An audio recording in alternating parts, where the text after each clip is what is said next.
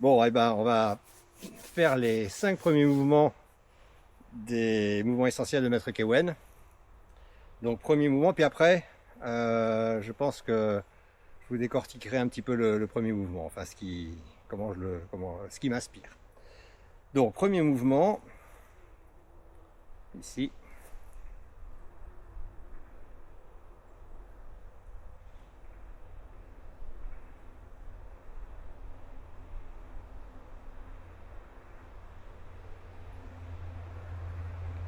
Donc, celui-là, on va le décortiquer tout à l'heure.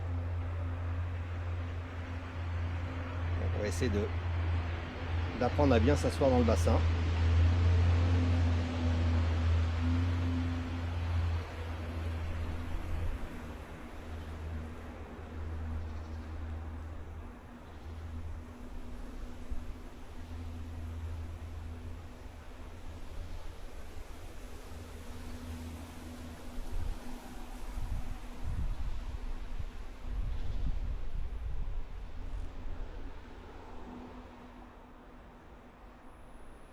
Deuxième mouvement, ouvrir et réunir.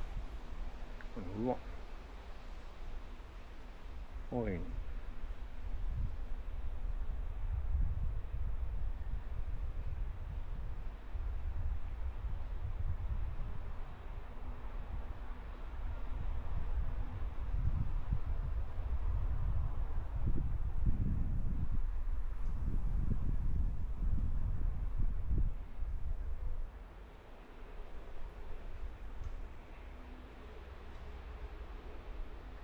Troisième mouvement, on va faire monter le yin et redescendre le yang. Donc là pareil, hein, on s'assoit dans le bassin pendant que les mains montent et on se redresse pendant que les mains descendent.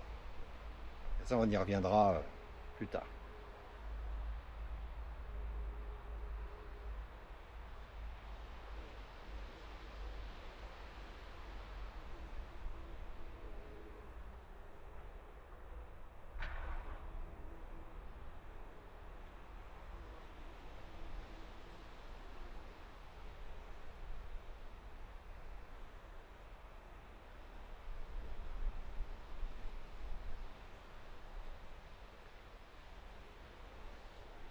Et le quatrième mouvement,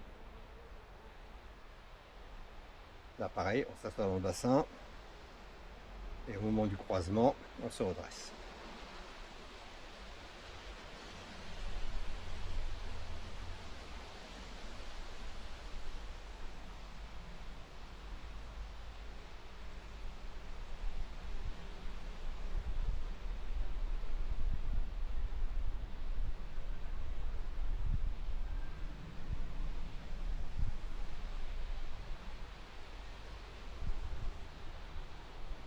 Dernier mouvement, on va pousser la montagne. On s'assoit de nouveau dans le bassin et on pousse là en se redressant.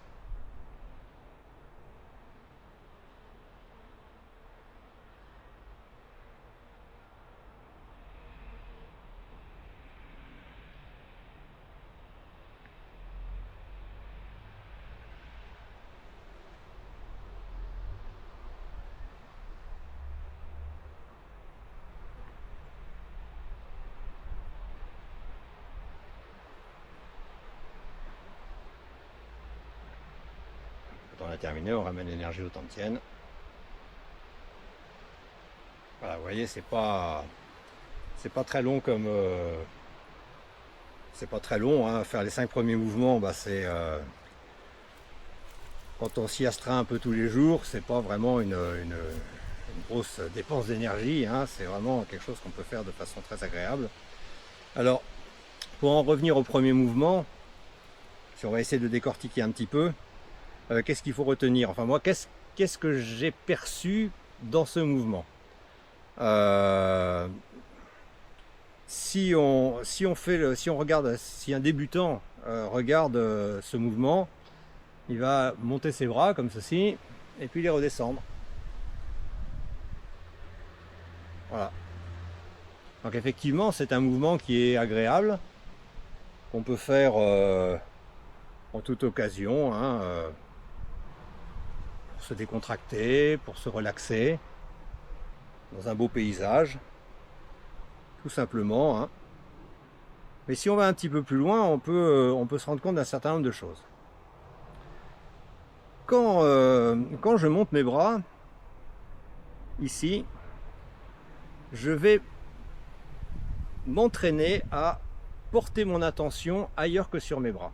Et ça, c'est relativement important, parce que pour moi, le Qigong, c'est enfin, ma façon d'appréhender le Qigong, et il y en a, je pense qu'il y en a 1000.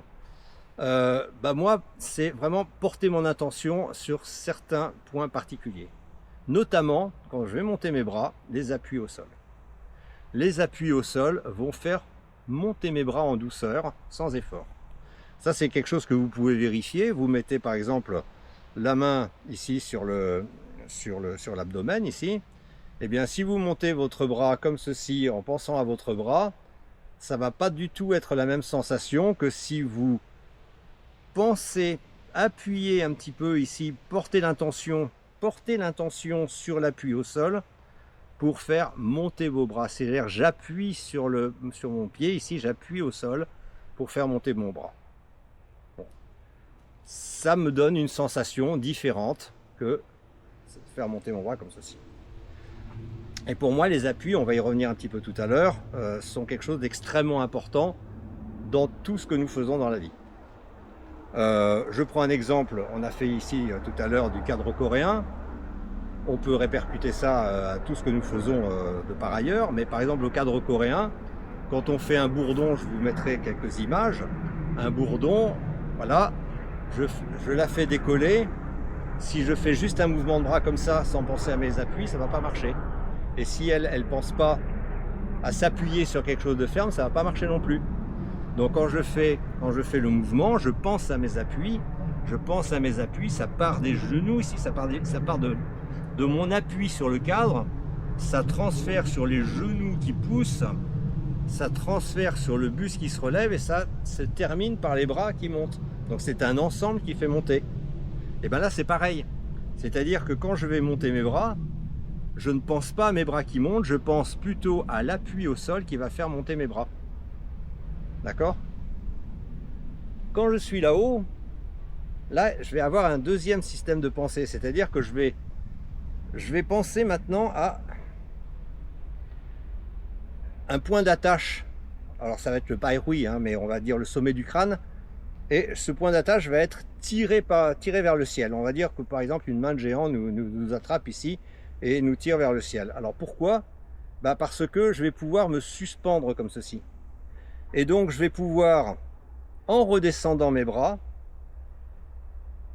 connecter mes épaules à mon bassin de manière à pouvoir de nouveau, tout en étant suspendu ici, apprendre à m'asseoir dans le bassin. Alors, concrètement, ce qu'il ne faut pas faire, c'est quand on redescend, c'est comme ça. Vous voyez, j'exagère beaucoup, hein. Là j'y pense pas. Par contre, si je suis suspendu et si je relâche mes épaules pendant que je m'assois dans le bassin, qu'est-ce qui va se passer? Ici, je vais avoir une très légère rétroversion du bassin qui va faire que ma colonne vertébrale va se mettre bien droite et bien se placer. D'accord? Donc il y a quelque chose ici. Si je descends mal, ça va être creusé ici.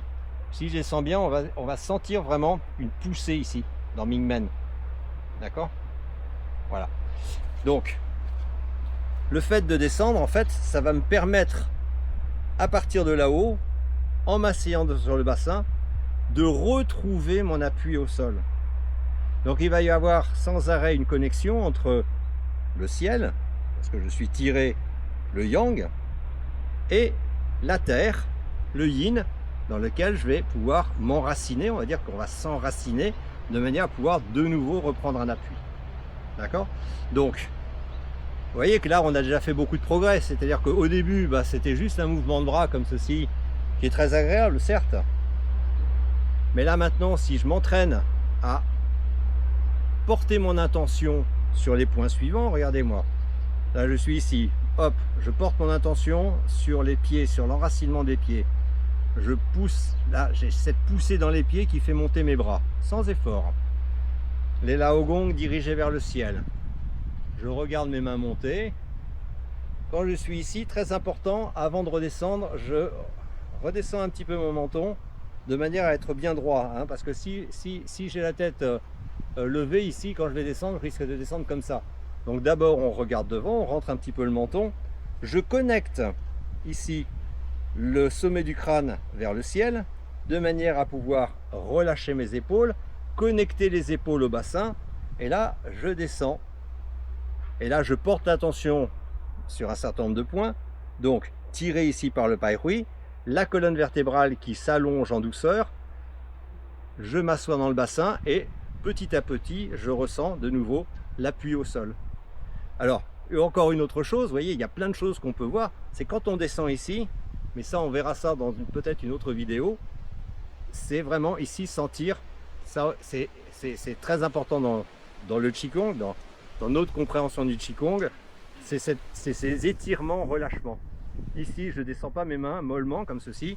J'ai un petit, vous voyez, quand on pousse la montagne Wa ici, à la fin, quand on pousse la montagne, en fait, il y a un mouvement d'étirement, relâchement. D'accord?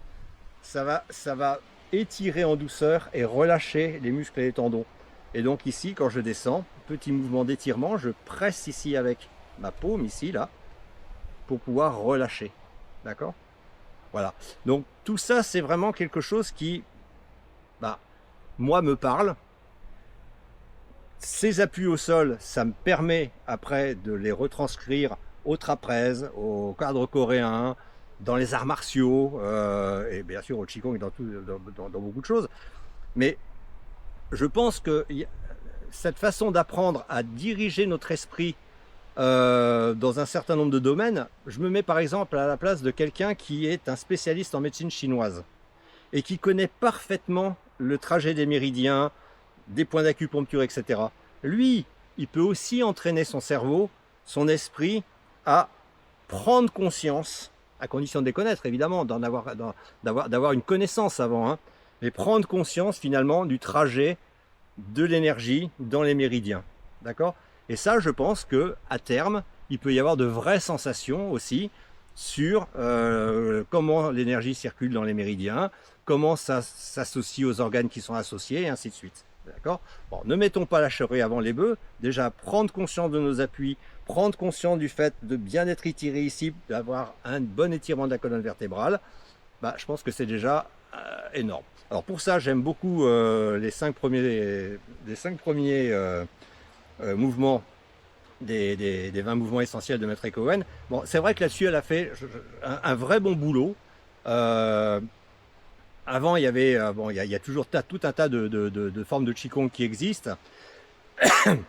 Quand celle-là, elle a créé, je me suis dit très sincèrement, zut, voilà encore une forme supplémentaire qu'il va falloir apprendre. Bon, mais celle-là, au moins les 5 premiers mouvements, puis il y a aussi des mouvements de la Terre que j'aime beaucoup, permettent de rentrer dans une vraie compréhension du Qigong. Après, il y a d'autres Qigong qui sont plus difficiles pour moi. Vous voyez, par exemple, quand on part sur du Neiyang-gong, quand on part sur des trucs, il y a des choses qui sont déjà un peu moins agréables. Tandis que celui-là, il est vraiment non seulement agréable, mais permet d'avoir de vraies bonnes sensations. Je ne vais pas parler trop. Pour terminer, quelque chose que je recommande à chaque fois, c'est faites-vous plaisir, ne vous faites pas mal. D'accord? On apprend de nos erreurs. Évidemment, tout ça, on ne va pas y arriver du premier coup, hein, on peut pas porter l'attention, etc. L'en faire un petit peu tous les jours, c'est vraiment la clé du succès, toujours de le faire avec du plaisir. Voilà. Eh ben, j'espère que cette vidéo vous a plu. N'oubliez pas, s'il vous plaît, de vous abonner à notre chaîne, ça nous fait très plaisir. Mettez un petit commentaire, hein, le cas échéant. Et puis, on vous souhaite une excellente pratique et on vous dit à très très bientôt. Peut-être pour d'autres vidéos de Qigong. Merci beaucoup, au revoir.